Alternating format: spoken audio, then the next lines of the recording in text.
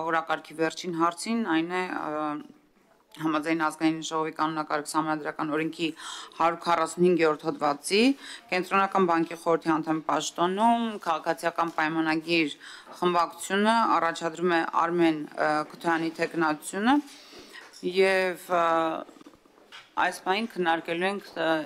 հետեւյալ հարցը, հետեւաբար խնդրեմ ըստ երևույթին սկսում ենք Տիկին Մանավազյանը կներկայացնի թեկնածուին եւ հետո խոսքը կտրվի պարոն Քոթյան ձեզ։ Շնորհակալություն, խնդրեմ Տիկին Մանավազյան։ Շնորհակալ եմ Տիկին Վարդանյան, սիրով կներկայացնեմ Արմեն Քոթյանի կենսագրությունը Կենտրոնական բանկի խորհրդի անդամի պաշտոնում Ծնվել է Արմեն Մամիկոնի Քոթյանը ծնվել է 1970 թվականի սեպտեմբերի 5-ին Հրազդան քաղաքում ճարտարագետի ընտանիքում 1995 թվականին գերազանցությամբ ավարտել է Հրազդանի Օրբելո անվան թիվ 13 միջնակարգ դպրոցը նույն տարում ընդունվել եւ 2000 թվականին գերազանցությամբ ավարտել է Երևանի պետական տնտեսագիտական ինստիտուտի ներկայումս Հայաստանի պետական տնտեսագիտական համալսարանի ինժեներատնտեսագիտական ֆակուլտետը մաթեմատիկական մեթոդներ եւ գործառնությունների հետազոտություն էկոնոմիկայում մասնագիտությամբ ստանալով տնտեսագետ մաթեմատիկոս որակավորում 2000 թվականին ընդունվել է կառավարության առընթեր կառավարման եւ տնտեսական բարեփոխումների ինստիտուտի ասպիրանտուրան ֆինանսներ դրամաշրջանառություն եւ վարկ մասնագիտությամբ ասպիրանտուրան ավարտել է 2003 թվականին պաշտպանելով տեխնոլոգիական ատենախոսություն բանկային եւ արդյունաբերական կապիտալների փոխգործակցության հիմնախնդիրները թեմայով եւ ստանալով տնտեսագիտության տեխնացուի գիտական աստիճան 2003-2007 թվականներին աշխատել է կառավարման եւ տնտեսագիտական բարեփոխումների ինստիտուտում որպես գլխավոր մասնագետ այնուհետև բաժնի վարիչ 2007-ից 2016 թվականներին աշխատել է Հայաստանի պետական տնտեսագիտական համալսարանի Գյումրու մասնաճյուղում որպես ասիստենտ այնուհետև դոցենտ 16 թվականի ապրիլից մինչև 17 թվականի մայիսը աշխատել է նույն համալսարանում Ամբերտ հետազոտական կենտրոնում որպես ծրագրի ավագ հետազոտող, ծրագրի համակարգող 2017 թվականի մայիսից կատարում է Հայաստանի պետական տնտեսագիտական համալսարանի վիճակագրության եւ տվյալագիտության ամբիոնի վարիչի պարտականությունները 2022 թվականի մայիսից Fast Credit Capital վարկային կազմակերպությունում հանդիսանում է խորհրդի անդամ որպես փորձագետ ներգրավել է Համաշխարհային բանկի, ՄԱԿ-ի, Եվրամիության, Կոնրադ Ադենաուեր հիմնադրամի, Ֆրիդրիխ Նաուման հիմնադրամի, Հանրային քաղաքականության հետազոտությունների ազգային կենտրոն, անվտանգային քաղաքականության հետազոտական կենտրոն, հասարակական կազմակերպությունների, Ամբերտ հետազոտական կենտրոնի եւ մի շարք այլ հեղինակավոր կազմակերպությունների ծրագրերում եւ հետազոտություններում, որոնք առնչվել են մասնավորապես Հայաստանի Հանրապետությունում զբոսաշրջային կլաստերների ձևավորման, ներդրումների արդյունավետության գնահատմանը, Հայաստանի Հանրապետության տնտեսության դիմակայունության բարձրացման խնդիրների վերլուծությանը եւ դրանց լուծման ուղիների մշակմանը, Հանրապետությունում սոցիալական բնակապահովման ռազմավարական մոդելի եւ գործիքների մշակմանը, կրթության ֆինանսավորման արդյունավետության բարձրացման խնդիրների հետազոտմանը, թվայնացման պայմաններում բիզնես միջավայրի բարելավման ուղիների նախանշմանը եւ այլն։ Հրապարակել է շուրջ 50 գիտական եւ հետազոտական աշխատանքներ, հոդվածներ։ Տիրապետում է հայերեն, անգլերեն եւ ռուսերեն լեզուների, անկուսակցական է, ամուսնացած է, ունի 2 զավակ եւ դուստր։ Այսքանը թերևս Պարոն Քոթյանի Շնորհակալություն, ինչպես ռեգլամենտը անհասարակության խոսքը պետք է տրվի պարոն Քոթյանին, խնդրեմ պարոն Քոթյան։ Շնորհակալություն, հարգելի Տիկին Վարդանյան, հարգելի պատգամավորներ, հարգելի ներկաներ,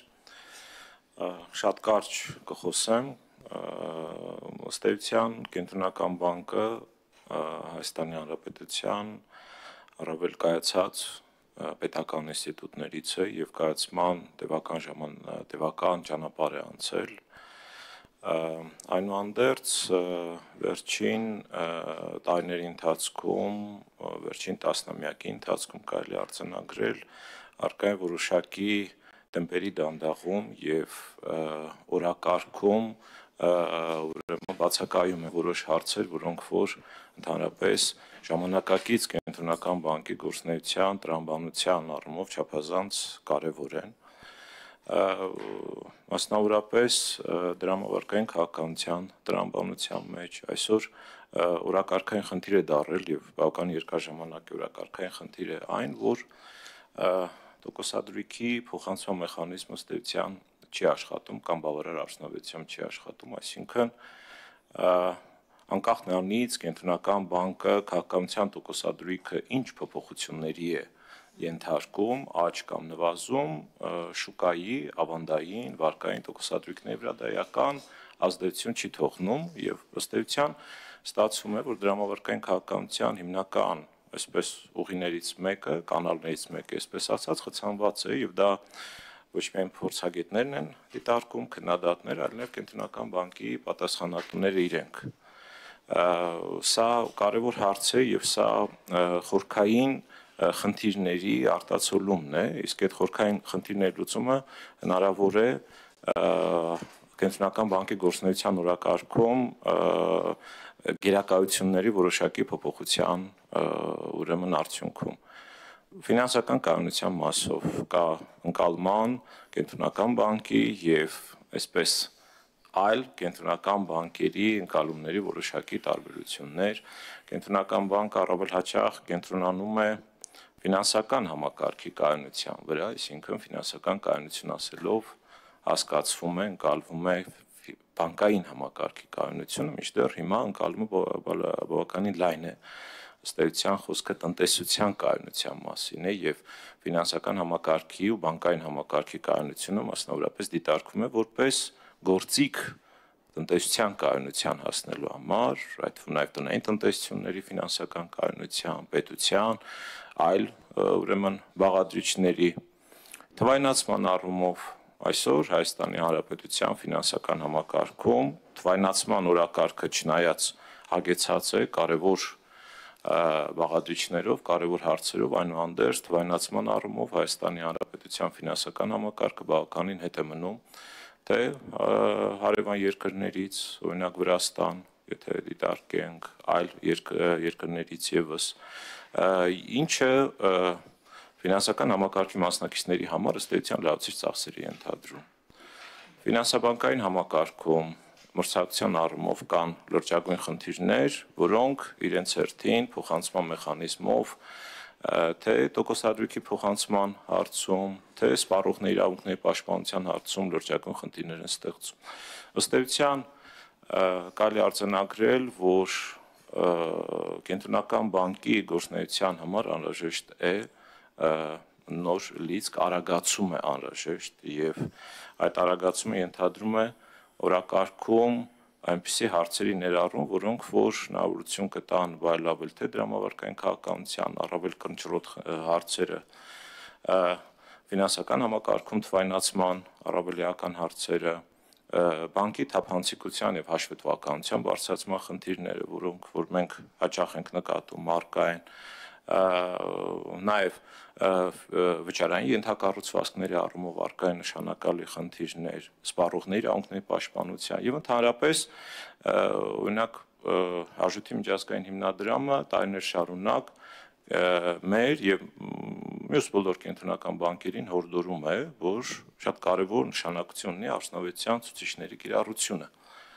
Անհրաժեշտ է հիմնական գործունեության հիմնական 5-6 ուղղություններում ներդնել KPI-ների համակարգ, որով հնարավոր կլինի գնահատել արդյունավետությունը, որպեսզի հասկանանք արդյոք կենտրոնական բանկը լիարժեք կատարել իր գործառույթները, ինչ արդյունավետությամբ, որոնք են պատճառները եւ այլն, եւ ցավոք սրտի պետք է արձանագրել, որ մեր կենտրոնական բանկը այսօր լիարժեք համակարգ արդյունավետության գնահատման դեռևս չունի։ Չնայած այդ հարցը նորից նշեմ, տարիներ շարունակ բարձրացվել է, այսպիսի հարցեր կարելի է այսպես շատ բերել եւ իմ հանձնառությունը ես այստեղ տեսնում եմ կենտրոնական բանկում նոր օրակարգի կամ օրակարգում նոր գերակայությունների ձևավորմանը նպաստելը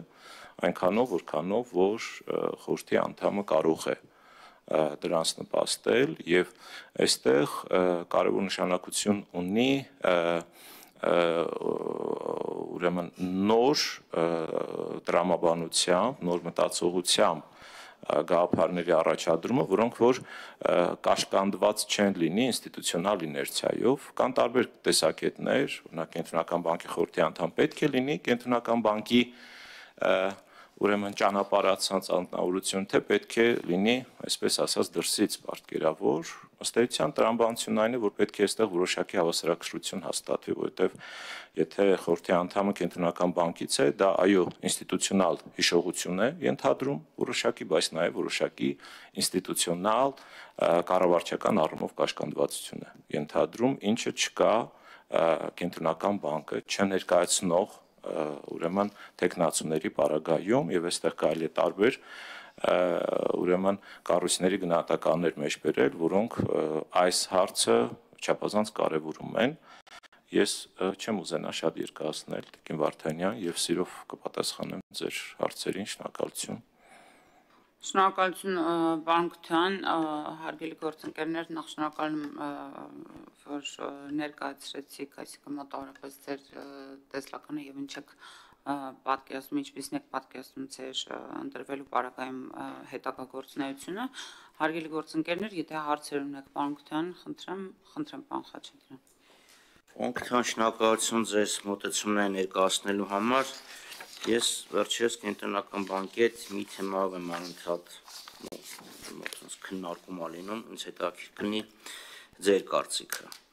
Հարց առաջի, սա դրամ-դոլար վարկագիծն է։ Այս տատանումները, այս կետը, սա դեկտեմբերի վերջ 18 թվական, հունվար 19 թվական։ Տեսնում ենք, որ ցնցումների մեջ է, սենց վոլատիլություն չկա։ Ես կուզեի հասկանալ ձեր մոտեցումը, ձեր փոխանցել ձեր բացատրությունը, ինչի է դրամը 18 թվականի դեկտեմբերից իրան սենց պատեպատ տալիս։ Սա առաջի հարց։ Երկրորդ հարց, պարոն Քթյան, այսօր ես վերցրել եմ, նայել եմ Հայաստանի կամական բանկերից մեկը, ասկան առաջինը այդ բանկն էր, այդ բանկը բացեց։ Ուրեմն տարի ու կես ժամկետային ավանդները մինչև 100 միլիոն, տալիս է 9% ավանդային։ Համարժեք դոլարի վրա տալիս են 3.5%։ Դա նշանակում է, որ մի տարի ու կես հետո 380 դրամ ներդրողը կստանա 414.2 դրամ։ Դոլար ներդրողը կստանա 1.035 ցենտ։ Նշանակում է դոլարը, եթե մենք առաջնորդվենք տոկոսային չծածկված պարիտետի սկզբունքով, պետք է լինի 420 լումա։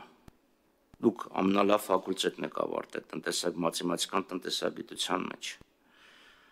Դա նշանակում է, որ այսօրվանից դրամը պետք է սկսի արժեզրկվել, այլապես մեր մոտ առաջանում է արբիտրաժային եկամուտի հնարավորություն։ Բայց այսօր առավոտյան բանկերը, որ բացվել են, մենք էլի տեսնում ենք դրամի արժևորման միտումներ։ Այս ֆունդամենտալ օրենքը ըստ ձեզ ինչու չի պահպանվում։ Շնորհակալություն։ Շնորհակալություն։ Եթե փոխարժեքի տատանողականության հարցը դիտարկենք, ըստ էության գլխավոր տատանումը արձանագրվել է ռուս-ուկրաինական պատերազմի մեկնարկից ի վեր, երբ որ հայտնի պատճառներով Հայաստանն ունեցավ արտարժույթի նշանակալիներ հոսք եւ դրանով պայմանավորված ուրեմն տեղի ունեցավ արժեվորում, ինչ վերաբերում է ձեր նշած մյուս հարցին, որը տոկոսադրույքների տարբերությունը ենթադրում, այստեղ շատ կարևոր հարց է ինչ տրամաբանությամբ այսօր լիկվիդայնության պահանջները բանկերի պարագայում տարբեր են։ Բանկերը այսօր, որոշ բանկեր, հիմնականում խոշորները,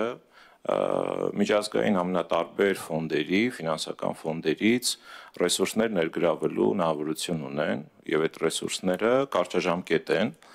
եւ բնական ու արտարժույթով են, հետեւաբար արտարժույթով բարձր տոկոսով ռեսուրսներ ներգրավելու անհրաժեշտություն իրենք չունեն դրամի պարագայում լիկվիդայնության ներգրավման գործիքները բոլովին այլ են։ Այսօր մենք երկրորդային ֆինանսական շուկայի մրցակցության մասով ունենք լրջագույն խնդիրներ, այսօր մենք դրամային իրացվելության տրամաբանության մեջ ալընտրանքային գործիքների կիրառման առումով ունենք լրջագույն խնդիրներ եւ արդյունքում նաեւ այստեղ պետք է հաշվի առնել պետական պարտքի գործոնը պետական պարտքի ֆինանսների նախարարության գործունեությունը ֆինանսական շուկայում իր հետ բերում է բավականին բարձր տոկոսադրույքի մակարդակ պետական պարտատոմսերի առումով, իսկ դա այսպես ուղենիշային է կամ այսպես բենչմարքինգային է հանդիսանում ուրեմն